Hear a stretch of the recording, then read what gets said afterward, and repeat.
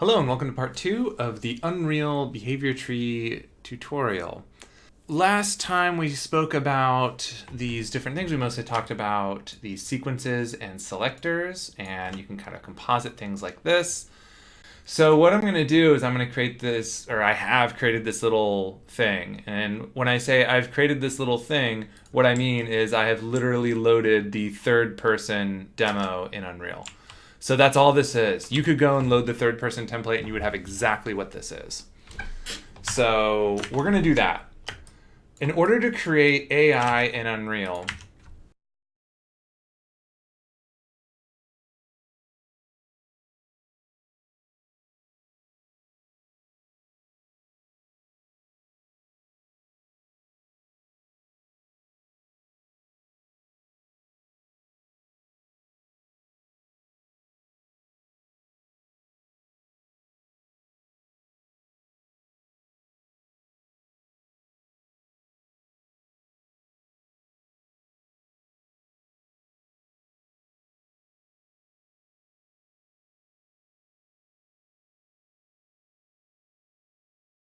an AI controller. You need a behavior tree and typically you need a blackboard. You don't strictly need a blackboard, but you're basically going to have a blackboard. And we haven't talked yet about blackboards, but we will, and I want to start with just getting some stuff up so you can see what the Unreal system looks like and where all this stuff comes from. So we will get into blackboards fairly quickly, but I just want to get some stuff showing. So the first thing, if I go back to my list, the first thing we need is a pawn or a character. So that's what I'm going to do. I've created an AI folder in here. I'll make this available somehow. And so I've created this AI folder, and this is where I'm going to put all of the new stuff, just for simplicity, because this is just the default thing. So I'm going to create a new blueprint class. I'm going to go to character. I want this to be a character. I'm just going to call this agent. In AI terms, agent is a pretty common term for something that is an entity of some kind that is controlled by AI. Is often called an agent. So this agent is going to be our sort of enemy character, or whatever you want to call him. So I just double click to open him up, and I just want to give him some basic stuff. So I'm just going to throw a skeletal mesh on him. So now he has that same skeletal mesh that the main character does. I'm going to do like these mtech hex things. I mean, why not? This will just give him a different texture. I'm going to pull him down because the mesh itself starts sort of high. Let's see. Oops. Let's pull him down. That's probably close enough. Close enough for us. He might be in the floor a little bit, but that's okay. This little arrow is where he's pointing, or it should be where he's pointing forward. So I have his mesh selected. I'm going to rotate him probably -90. Yep, -90. So now he's facing the correct direction. And we'll save that. We'll compile him. Oh, let's also give him some animation. And I'm going to use the third person AnimBP, just the same thing. So literally all I've done is I've created, this texture is sort of hard to see. Let's do maybe a brighter texture that we can see more easily. Here, let's make him a nice walnut wood color. So here's our agent. I can drag him into the world. I'll just drag him right here. And I'll rotate him to basically face me-ish. And if I play, he should be there idling. Yep, and I can run into him and do stuff, and life is good. So that's requirement number 1 is done. We have our character, mostly. We'll have one more change that we have to make. The next thing that we have to do is we have to create an AI controller. And we'll create our own. So again, blueprint class, right-click blueprint class. And so now you want to find the character. I don't think he's here, so I think I have to go to all classes. And usually I just search AI controller. There he is. You don't want either of these guys. You want a regular AI controller. Select. And I'm going to call this, agent controller.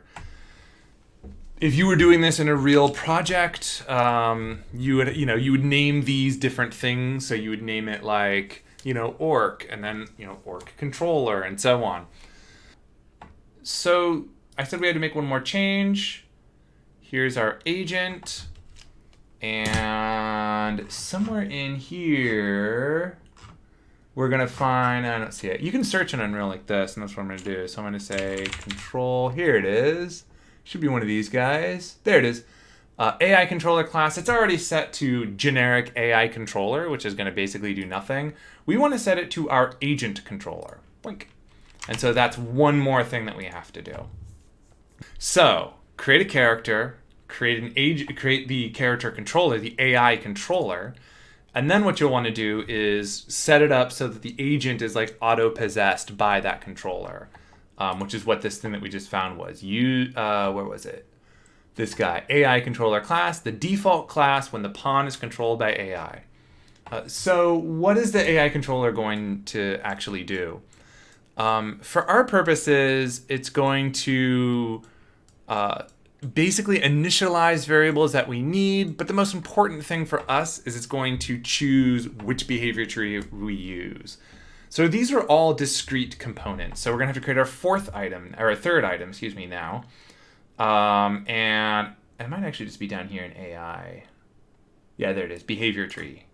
So here's our new behavior tree. I'm gonna say agent behavior tree. Again, if you're making a bunch of these, you would have different ones for different enemies, or maybe the same one for all enemies. It really depends on what you want to do. Games with lots of diverse enemies will likely have different behavior trees for each enemy. Games that have complex AI that can be tuned and expressed might have the same one that's really complicated. So as an example, The Sims 4 didn't use behavior trees, but The Sims 4 AI, there wasn't a different one for, say, cats and so on. There's just one single AI that you can heavily configure and modify just through tuning and that kind of stuff. So those are two different models to think about. Okay, so if I just double click on this guy, it'll open the behavior tree. And I have this root node. So I want to start pretty simple. If we go back here, I basically want to start with something like this. In fact, I'm going to start super simple. And I just want to do something where this guy is going to walk to the player, delay a few seconds, and then try and walk to the player again. That's it. That's all I want this guy to be able to do. That sounds like two things.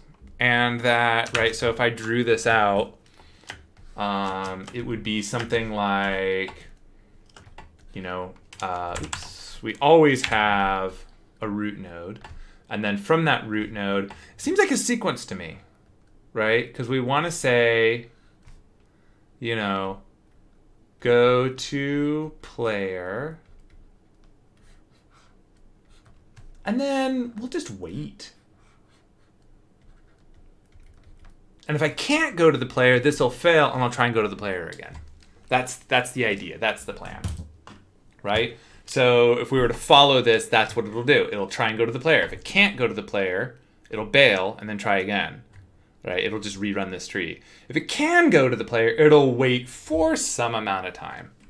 We'll see how long. 10 seconds, like some reasonable amount, 10 seconds or something. Okay, so that's a sequence. So if I drag down here, you notice that we have our thing. So we have selector, we have sequence, we have our composite nodes. We don't have anything else because Unreal requires you to have one of these composite nodes. We have simple parallel, we're gonna ignore that. So sequence. From sequence, we can now start doing more interesting things like these tasks. Remember, behavior trees are evaluated top down, left, right. So the order matters. So what do I want to do? We have some tasks that already exist. For example, move to already exists. So I can just move. Another thing is wait for some amount of time. So these actually already exist. Notice that there's these little circles. In fact, if I hover over them, they turn red. This tells me the order in which they'll execute. And this can be important if you have a bunch of nodes and you're sort of like kind of all over the place. Notice that as I move to, like it might look like moved. Oh, it is actually activated first. Well, it's still pretty good. Sometimes it's ambiguous if you have a lot of things going on, what order they execute in. This will show you, right? I'll try and zoom this in more. This will show you, right? This is the order they'll do it. This will do wait first, which is not what we want. Doesn't matter for small trees, but when your trees get massive, it can really matter when they take much more than just the screen. You know, this is kind of it for the basic behavior tree that we're going to start with. So if I were to run this, nothing would happen whatsoever. There's a few things that need to happen. The first thing that needs to happen is we need to choose some of these values. But we need, for move to, we need an acceptable radius. So, wait, where was I? So how far, if I go back out here, how far away is considered close to the player? And so we're going to say 5 meters. I might even change this to 10. Well, 5's fine. Filter class allows me to filter among like particular different things. It's sort of an advanced thing. We'll look at it a little later, but for now we will sort of ignore it. We'll just use some of these defaults. And you can look up a lot of these defaults, right? In terms of like, you know, do you want to the reach test includes the agent radius, right? Or you can include your radius or not. So maybe a fireball, you don't want to include your radius, and for a person, maybe you do. And so on. So where am I moving to? Well, you notice that there's this thing called Blackboard key. And if I drop down, there's nothing here. In Unreal, for behavior trees, data, for the most part, exists in the Blackboard. You should just get used to all data existing there. There is a love-hate relationship with the Blackboard. It's powerful, it can do some cool things, but it creates a chore to deal with in a certain way. And I'll show you that right now. So this is the fourth thing that we needed, the Blackboard. So if I go back to artificial intelligence, Blackboard, I'm going to say agent Blackboard. Remember, all of these things can be reused and shared. You could have 5 different characters that have different character controllers that all use maybe just this one behavior tree. You could share this Blackboard between 3 behavior trees. So they're all kind of their own thing. Like you can set which Blackboard it wants to use by doing this little behavior tree drop down here, and you see this Blackboard asset. You can set this in code, but this lets us sort of link them together. Now these little buttons work and kind of go back and forth if I want to. So it's just a handy way to be able to do that. So in our case, who am I moving to? Well, we need to create we need to create entries here. Think of a Blackboard as a set of key value pairs. So it's just a bucket of data. That's all it is.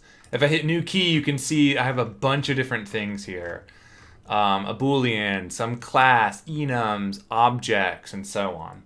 And I am going to choose object. And so in my case, I'm going to call this, player or something like that. And in here, one of the nice things that I can do is I can choose a base class. So for me, there's a lot of stuff here. Let's just search. Third person character. Here we go. Blink. So this is essentially the player. I didn't rename the player. So this is now this is going to be a player reference that will have to be filled. Blackboards can be inherited, so you can have parent Blackboards and stuff. There's lots of cool things you can do. Here, we can just keep adding things. Float, position, or any of this other stuff. And I am going to create a position. So here's my float position. So I'm going to create these 2 things. I'm going to say, I'm actually going to name this target position. So that's my Blackboard. It's just stuff. I don't need you anymore. That's all it is. It's just data. And it's data that I have that the agent has access to, that this guy has access to. So now what I can do is here in move to, I can change this to kind of whatever I want. And so I think I actually have to, oh, I made this a float. That's not what I want. Vector. That's why it's not showing it to me. And it's smart enough to know like what types are valid. So if I do go to, notice that it didn't have target position before because it was just a float. So now I'm saying move to some position. I'm not even going to do the player right now. I'm going to say move to some position, and I'm going to say wait for 5 seconds, and I can change this to whatever time I want.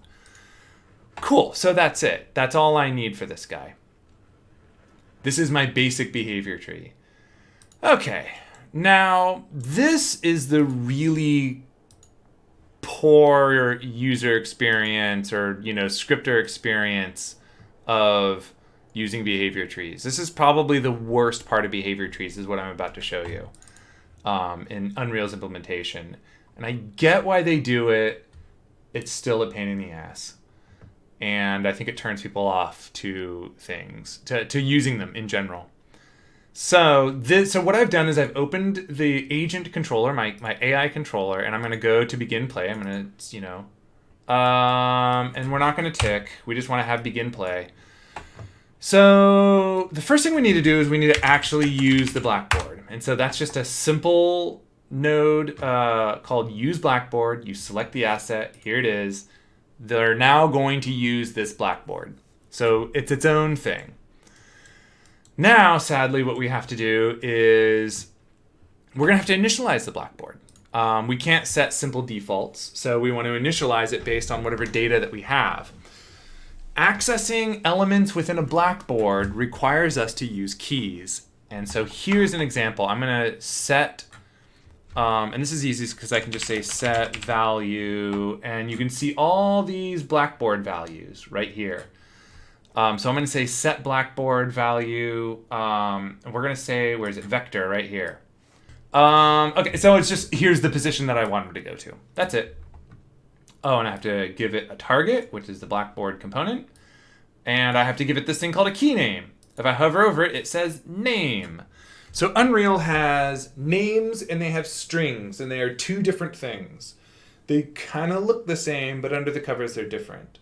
For those of you who are programmers and want to know more of like the C++ system thing, the big difference is that names specifically are string pooled. And so I think that's the big difference between them. So for example, if I have a name called Bob, then no matter where I access that name, it will always point to the same actual string. And that's really, really fast for things like comparisons, which of course we have to do for dictionary lookups here and so on. Unfortunately, I can't just pull a string out of nowhere and use it here as a name. So what that means is I just drag this guy off. I'm going to promote him to a variable, and then I'm going to call this target position key. And then of course, when I click on this thing, and I have to compile this. So now I can say, this is where I can actually set the value of it. And so here I'm going to say target position, and then this is where a terrible choice was made, in my opinion. The terrible so one of the this is a slight aside. One of my great philosophies of how to write good designer-friendly code is designers should never have to type strings that are matched to something. So in this case, target position has to exactly match the target position that's here in the blackboard, this guy. They have to match because that's the thing that I'm setting. And that's basically terrible in my opinion. So this is an unfortunate thing, and you have to do this for every blackboard key and for every single blackboard. And there can often be a lot. At the very end, the very last thing you want to do once you've used this blackboard, set all your variables, you want to actually run the behavior tree. You only have to do this once. You have to choose the behavior tree, which is this guy, and then that's it. Now, if you have run behavior tree, this agent will run this behavior tree, this guy, which we've selected, with this blackboard, its set of data, and do it. That's kind of it. So this character should run this blackboard, sorry, this behavior tree and move to my location and then wait and then probably do nothing. There's a big thing that we're missing here. And that thing is the Nav Mesh. So we're going to need that. Unreal generates Nav Meshes. If you go here to volumes, I'm pretty sure it's here in volumes, mesh, Nav Mesh. You want a Nav Mesh bounds volume. And you just drag this guy here. I am going to, usually what I do is I drop him, yeah, there we go, just a little bit below here. You don't want to scale it typically. It's a bounds. You want to change the brush shape. That's typically what you want to do. You want to not really scale things. So I don't know. I'm gonna make this bigger. I'm gonna make this maybe 500. Pull this guy up a little bit. And by the way, if I hit P on my keyboard, that green box is my Nav Mesh. And if you've tried anything with AI, you should be familiar with the Nav Mesh. So let's extend this sucker out. I don't know, 2,000. Does that seem about right? Oh, needs to be more than that. Let's do 3,500. Close enough. And we'll do the same thing on this side. 3,500. There we go. So that's my Nav Mesh. That's where people can walk. And that's about what I want. And let's run it. It's not going to show here. There he goes. He made it. And he's going to stand. He's going to do nothing. He's super boring now. So that's cool. Let's see how this works in this thing. So I'm going to kind of make this smaller. This will be interesting. I don't know how well this is going to work. But let's pull this guy out. Usually you drag this to another monitor. We can watch in real time everything go. There he is. I'm just going to let it run. And then we'll talk about it. Great. That's kind of it. That's what we have going. Notice that it flashed over here. Did you catch that? Watch move 2. It'll flash. There it goes. See it? So let's see what's happening. Pause. Super cool. You can pause this stuff. You can pause it at any point and start backing up into it. Here's what happened. Can I go all the way back? How far back can I go? Back into, here we go. This is gonna start a new run. So here's what happened. It's running, remember, top to bottom, left to right. So this is the start of a new run. It's here, and this red arrow says this is kind of where we are. So it runs this sequence. And remember what happens is it tries to run the first child. So it tries to run move 2. I'm going to do forward into. Move 2 succeeded. Because remember, all move 2 does is says, go to this position. And so from this guy's perspective, he's already at that position. So great. Move 2 succeeded. So it's a sequence. What do sequences do? They go to the next one until something fails. Now he's going to wait. And that will cause him to, let's see, forward into, yeah, so that succeeds. He successfully waits for 5 seconds. And then these green arrows say, so this succeeds, and it sort of doesn't matter if we succeed or fail when we hit to the root, because now what's going to happen? We're just going to run it again, and we can just watch it go. So that's, and I'll just hit resume. So that's what's happening. I'm going to stop this, and I'm going to hit play, and then pause immediately. So he's on his way. So just, you can watch what's going on here. He's going to stay in this state for a while. You know, those of you who are familiar with state machines, that's basically what's happening here. He's in this move 2 state. There, he arrived. Now he's going to wait for a while. That's it. That's a behavior tree. It's a really dirt simple one, but it's a behavior tree. Our next step after this is to start building more complicated behavior. You know, that behavior is going to drive, like, we're going to figure out what if I only want to move to him in certain circumstances? What if I want to move to the player? What if I want to do, you know, things over time like that? Like, how do I figure out where the player is and all that kind of stuff? So that's what I want to do next time. And so I hope you enjoyed it. You know, like, thumbs up, all that fun stuff. And I'll see you next time.